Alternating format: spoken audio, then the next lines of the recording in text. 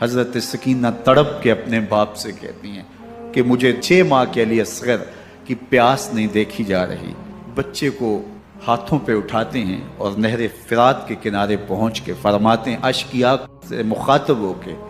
تمہارا معاملہ میرے ساتھ ہے، اس 6 ماہ کے بچے نے تمہارا کچھ نہیں بگاڑا۔ ایک 2 شاخہ تیر آتا ہے جو حضرت علی اصغر کے گلے کو چیر دیتا ہے۔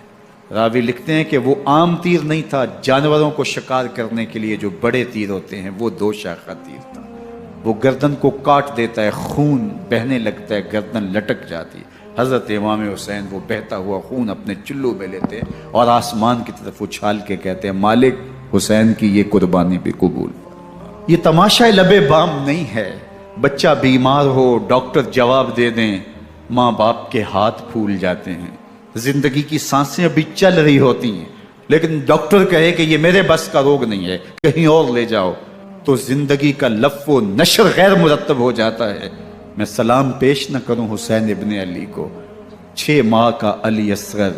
ہاتھوں میں دم توڑتا ہے، گردن لٹک جاتی ہے، خون بہ رہا ہے۔ اب خیموں کی طرف بڑھ رہے ہیں لیکن زبان پہ شکایت نہیں ہے، کہتے ہیں مالک حسین کی یہ قربانی قبول کر لے۔ اب خیموں کی طرف آنا، شہر بانو، ام رباب، سیدہ زینب، حضرت سکینہ سلام اللہ علیہا کا سامنا کوئی آسان کام نہیں تھا، لیکن حسین ابن علی آتے ہیں، شہزادے کو یہاں خیموں کے قریب رکھ کے کہتے ہیں کہ یہ حوض کوثر سے سیراب ہو گیا ہے۔ اللہ اکبر، کوہرام مچ جاتا ہے خیموں کے اندر، کیا منظر ہوگا اور ان کو کن الفاظ کے پیرائے میں ڈھال کر کے ان کیفیات کو بیان کیا جا سکتا ہے جو اہل بیت کے خیموں کے اندر علی اصغر کی شہادت کے بعد کا منظر رقم ہو